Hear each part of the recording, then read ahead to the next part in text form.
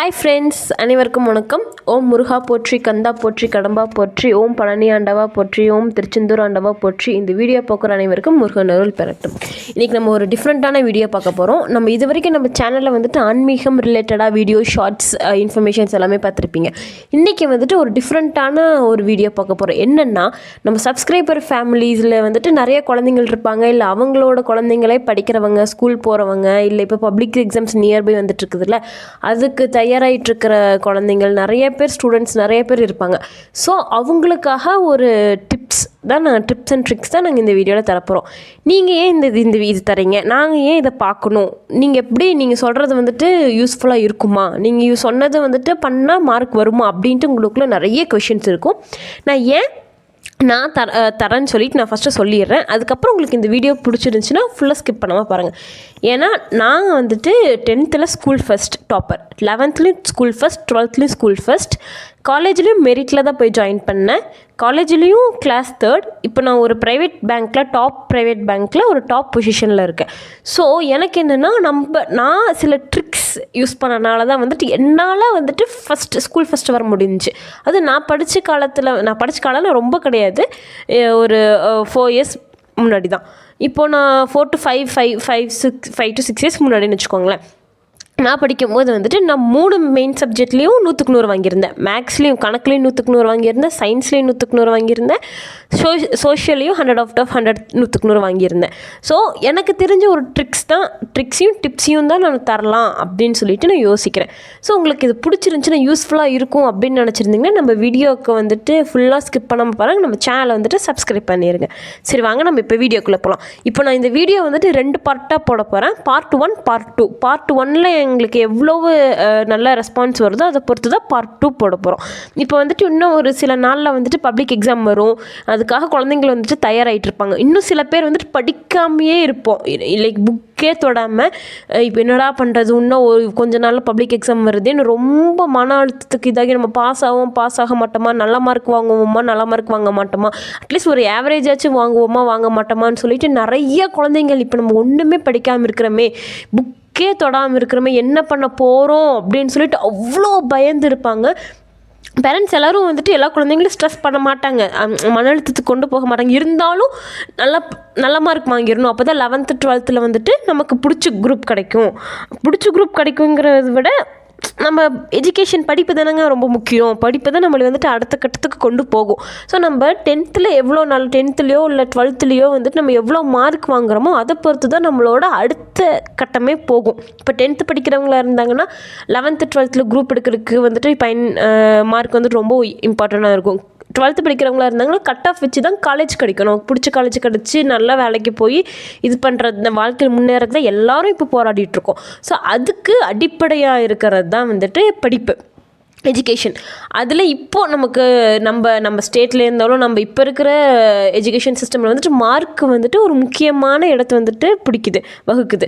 So அதனால் நம்ம அந்த மார்க் வந்துட்டு நம்ம என்ன தான் முக்கிய படித்தாலும் மார்க் வர மாட்டேங்குதேடா அப்படின்ட்டு சில பேர் இருப்பாங்க.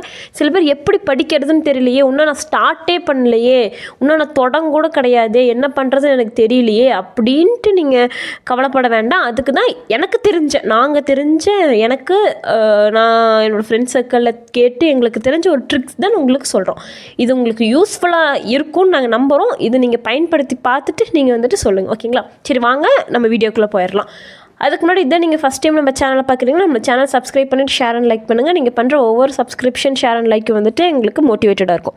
சரி, வாங்க ஃப்ரெண்ட்ஸ், இப்போ வீடியோக்குள்ளே போயிடலாம். ஃபஸ்ட்டு வந்துட்டு என்னென்னா, இப்போ நான் தொடவே இல்லை, எதுவுமே நான் ஸ்டார்ட் பண்ணலைங்க. இப்போ நான் வந்துட்டு இப்போ தான் நான் புதுசாக நான் புக் எடுக்கிற புத்தகத்தை எடுத்து நான் படிக்க போகிறேன் அப்படின்னா, நீங்கள் வந்துட்டு அட்டை டு அட்டை படிக்க வேண்டாம். இப்போ நீங்கள் ஃபஸ்ட்டு லெசனில் ஃபஸ்ட்டுலேருந்து ஃபுல்லாக பேராகிராஃபாக வந்துட்டு நம்ம பண்ண வேண்டாம். நம்ம அதை ஃபுல்லாக நீங்கள் படிச்சிங்கன்னா உங்களை வந்துட்டு அப்படியே போட்டு அழுத்தத்துக்கு இதான மாதிரி இருக்கும் நிறையா. அதுவும் இல்லாமல் நீங்கள் இப்போ வேகமாக அவசரமாக ஃபுல்லாத்தையும் படிச்சுட்டு வருவீங்க.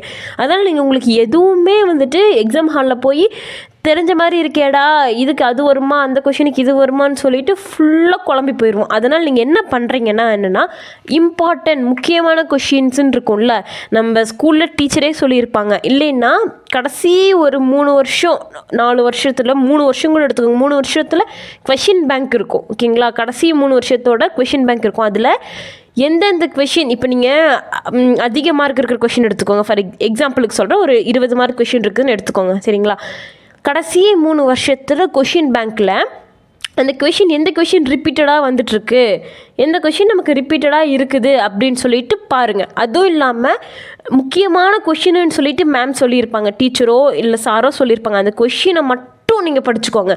ஃபார் எக்ஸாம்பிள் ஒரு 10 லெசன் இருக்குதுன்னு வச்சுக்கோங்களேன், 10 பாடம் இருந்துச்சுன்னா அதில் முதல் 6 இல்லை கடைசி 6 அந்த 20 மார்க் ஹையஸ்ட் மார்க் என்ன கொஷின் வருதோ அந்த கொஷினுக்கு படிச்சுக்கோங்க. ஃபார் எக்ஸாம்பிள் நான் சொல்கிறேன், இப்போ 20 மார்க் கொஷின் இருக்குன்னு வச்சுக்கோங்களேன். ஃபஸ்ட்டு 20 மார்க்லேருந்து போய்க்கலாம். 20 மார்க் கொஷின் இருந்துச்சுன்னா ஒன்று ஃபஸ்ட்டு 6 லெசன்ஸ், ஃபார் எக்ஸாம்பிள் மொத்தமாக 10 லெசன் இருந்துச்சுன்னா முதல் பாதி ப்ளஸ் ஒரு லெசன் அடிஷ்னலாக, இல்லைன்னா கடைசி பாதி ஒரு லெசன் அடிஷ்னலாக. இப்போது 10னா 5 இருக்குமா, நம்ம முதல் 6 இல்லை கடைசி 6 படிச்சுக்கணும். அதுவும் புக் பேக்கில் இருக்கிறது தவறவே விட்டுறாதீங்க. கம்பல்சரி இந்த புக் பேக்கில் இருக்கிறது வந்துட்டு படிச்சுக்கோங்க. ஓகேங்களா, நீங்கள் இன்றைக்கி ஃபார் எக்ஸாம்பிள் சொல்கிறேன், இன்றைக்கி நீங்கள் ஒரு ஃபார் எக்ஸாம்பிள் சயின்ஸ் எடுக்கிறீங்கன்னு வச்சுக்கோங்க, சயின்ஸு சோஷியலாக எடுக்கிறீங்கன்னு வச்சுக்கோங்களேன்.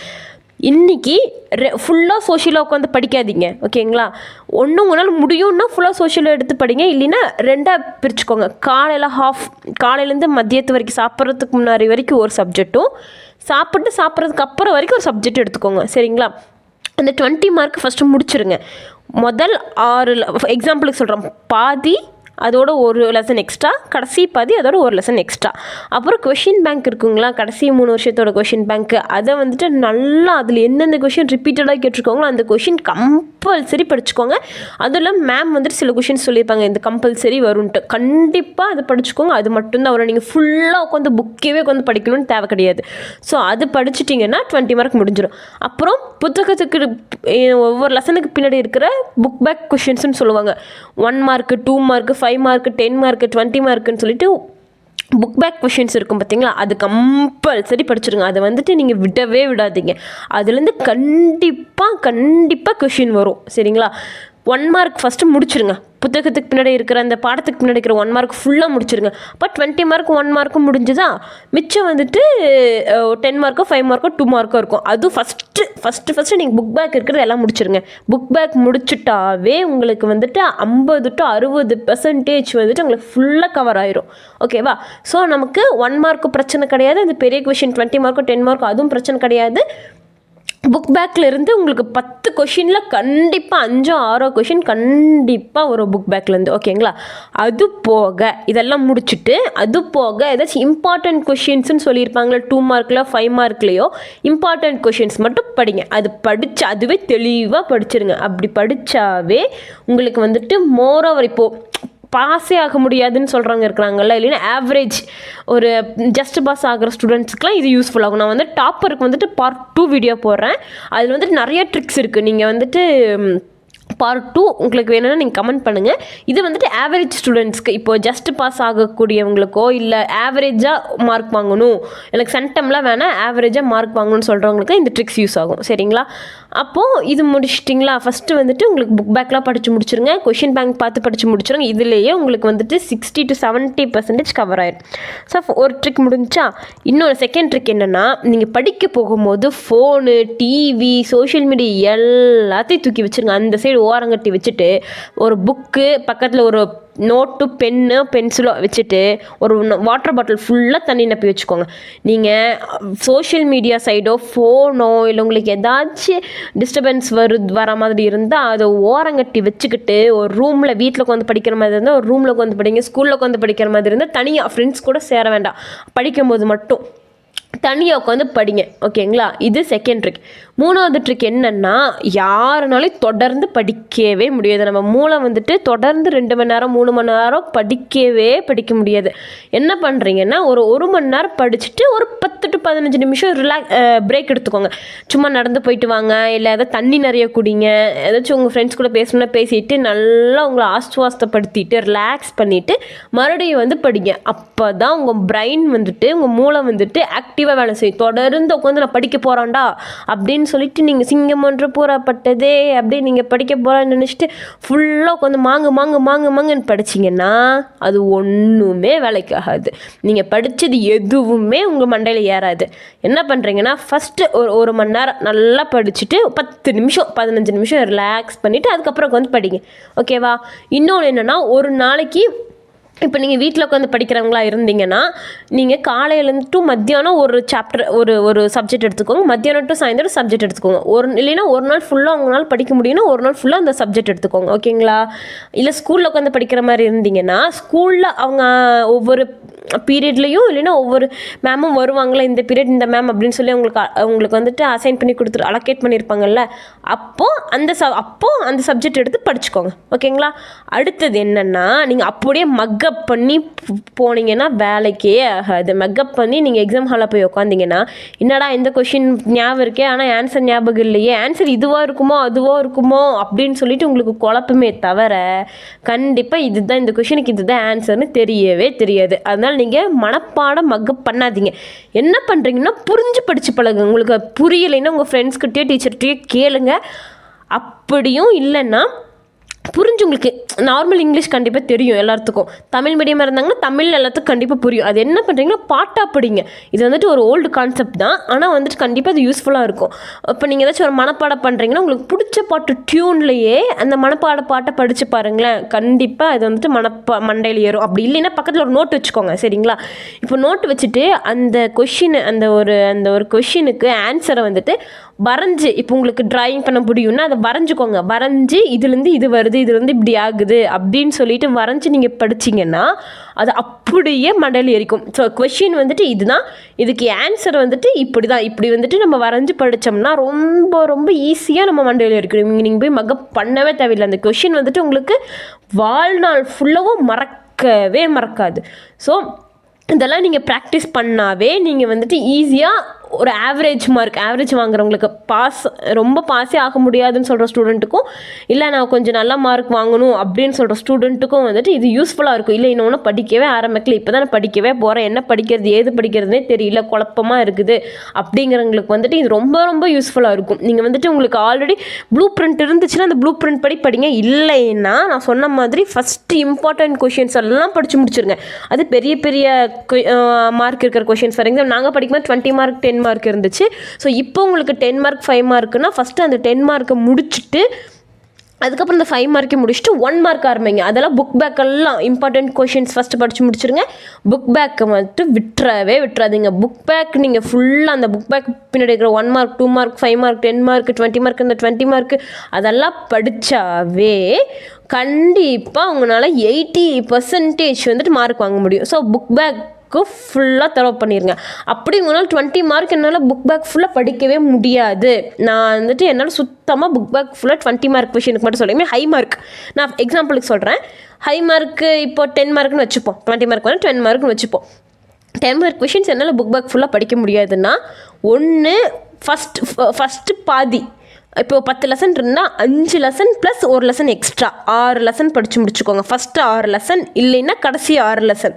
அப்படி அதில் மொத்தமாக 6 லெசன், மொத்தமாக அந்த சயின்ஸில் 6 லெசன் தான் இருந்துச்சுன்னா முதல் 4 லெசன் இல்லைன்னா கடைசி 4 லெசன். உங்களுக்கு புரியுதுல? ஃபஸ்ட்டு பாதியும் கூட ஒரு லெசன் எக்ஸ்ட்ராவோ இல்லை கடைசி பாதியோ இல்லை ஒரு லெசன் எக்ஸ்ட்ராவோ 10 மார்க்குக்கு மட்டும் உங்களால் 10 மார்க் படிக்க முடியாது அப்படிங்கிற பட்சத்தில் 10 மார்க்குக்கு மட்டும் நீங்கள் இப்படி படிச்சிங்கன்னா கண்டிப்பாக உங்களால் வந்துட்டு அதில் கண்டிப்பாக 3 கொஷின் எழுதணும், 2 கொஷின் உங்களால் கண்டிப்பாக எழுதிட முடியும். இது வந்துட்டு ஆவரேஜ் ஸ்டூடெண்ட்ஸ்க்கு. ஓகேவா? இதில் ஏதாச்சும் உங்களுக்கு டவுட் இருந்துச்சுன்னா கமெண்ட் பண்ணுங்கள். பார்ட் பி செகண்ட் பார்ட் உங்களுக்கு வேணும்னா கமெண்ட் பண்ணுங்கள். அது வந்து டாப்பர்ஸுக்கு இப்போ 100 out of 100 நான் வந்துட்டு மேக்ஸில் 100க்கு 100, 100 out of 100 சயின்ஸில் 100க்கு 100, சோஷியல் சயின்ஸ்லேயும் 100க்கு 100 வாங்கினேன். நான் வந்துட்டு நான் வந்துட்டு ஒரு சின்ன எஃபர்ட் தான், சின்ன ட்ரிக் தான் பண்ணேன். அது வந்துட்டு நீங்கள் அந்த ட்ரிக் வந்துட்டு யாருமே சொல்ல மாட்டாங்க. எனக்கு என் சீனியர்ஸ் சொன்னாங்க, நான் என் ஜூனியருக்கு சொன்னேன். ஸோ எங்கள் சீனியரும் எனக்கு சொன்ன சீனியரும் ஸ்கூல் ஃபஸ்ட்டு, நான் சொன்ன ஒரு ஜூனியர் பொண்ணுமே ஸ்கூல் ஃபஸ்ட்டு, ஸோ நானுமே ஸ்கூல் ஃபஸ்ட்டு. அதனால் நீங்கள் வந்துட்டு அந்த ட்ரிக்ஸ் வந்துட்டு யூஸ் பண்ணிங்கன்னா கண்டிப்பாக நான் அடித்து சொல்கிறேன், டாப்பர்ஸ்க்கு வந்துட்டு கண்டிப்பாக அந்த மெயின் சப்ஜெக்ட்னு சொல்லுவாங்கள்ல, அதில் வந்துட்டு 100 out of 100 கண்டிப்பாக வாங்க முடியும். அந்த ட்ரிக்ஸ் மட்டும் நீங்கள் யூஸ் பண்ணிங்கன்னா. அது வேணும் அப்படின்னு உங்களுக்கு தோணுச்சுன்னு நீங்கள் கமெண்ட் பண்ணுங்கள். இல்லை இந்த வீடியோக்கு எப்படி ரெஸ்பான்ஸ் வருதோ அதை பொறுத்து தான் அந்த வீடியோ நாங்கள் போடுவோம். ஸோ அது வேணும்னா நீங்கள் கமெண்ட் பண்ணுங்கள். இந்த வீடியோ பிடிச்சிருந்துச்சின்னா உங்களோட ஃப்ரெண்ட்ஸ்க்கோ இல்லை உங்களோட ரிலேட்டிவ்ஸ் யாராச்சும் இப்போ பப்ளிக் எக்ஸாமுக்கு தயாராகிட்டு இருக்கிறாங்க, இல்லை ஏதாச்சும் எக்ஸாம்ஸ்க்கு தயாராகிட்டு இருக்காங்க, அவங்களால ஆவரேஜ் ஸ்டூடெண்ட்டாக தான் இருக்கிறாங்க அப்படின்னா இந்த வீடியோ ஷேர் பண்ணுங்கள். கண்டிப்பாக அது வந்துட்டு பயனுள்ளதாக இருக்கும். இந்த மாதிரி மோர் வீடியோஸ்க்கு வந்து நம்ம சேனல் வந்து சப்ஸ்கிரைப் பண்ணி வைங்க. Thank you so much. Second video வேணும்னா கமெண்ட் பண்ணுங்கள், நான் செகண்ட் வீடியோ போடுறோம். தேங்க்யூ.